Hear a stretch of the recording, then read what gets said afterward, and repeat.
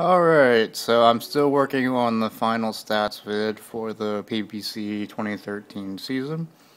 But one of the things I was known for doing, especially the last year, was the manufacturer's stats, which kind of interests me more than anything else, as it kind of gives another way of looking at it to all of this. So the most mounted motorcycle this year was Kawasaki. 10 riders, or 10 bikes I should say, were entered within Kawasaki. Behind them were the Honda group, two of those being Honda Rebels, something that you wouldn't perhaps think about when you first think about these, but of course the Buckeye boys are in there. Behind them, Suzuki was the next most common mounted motorcycle, a lot of those being Bergman. So, yeah, and those guys pull points like nothing else. All the rest of major manufacturers kind of fall in after that, with Harley, BMW, Yamaha, Ural, Yamato, Sash, Peace Motorsports, and Triumph. So for my final ordering, I was trying to think what would be the most reasonable way to do this. And again, basically it comes down to points per bike, I think would be the most fair way to do it. That way it eliminates the multiplication factor that happens, why Kawasaki would have 10 riders and Sax has 1, that automatically would give them an advantage. Well, if we do an average out by bike, it makes it easier.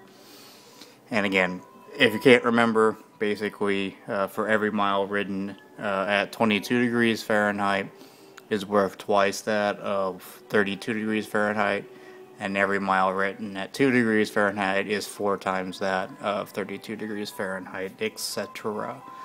So, let's see how it boils down. So obviously I already linked it, so you already know the results here anyway.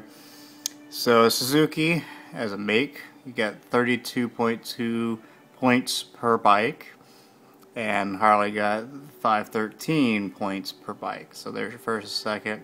Pretty close, but even closer are the next two, with Ural having 369.8 points per bike, and Honda having 369.3 points per bike.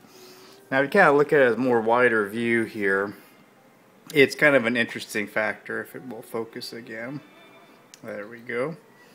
So, basically, the first two got most of their points in riding a very long way. So again, we saw that with Gentleman's 9 and Crazy D877, whereas Ural and BMW, they got a lot of their points for riding in cold weather. So again, that's what I kind of like about this whole thing, and this will be up in the final video. I'll also make sure that I update the actual spreadsheet on the share drive, which has currently not been updated for a couple of days, I guess. So that you can play and actually look at these numbers more in depth, but you can kind of get the general spread here.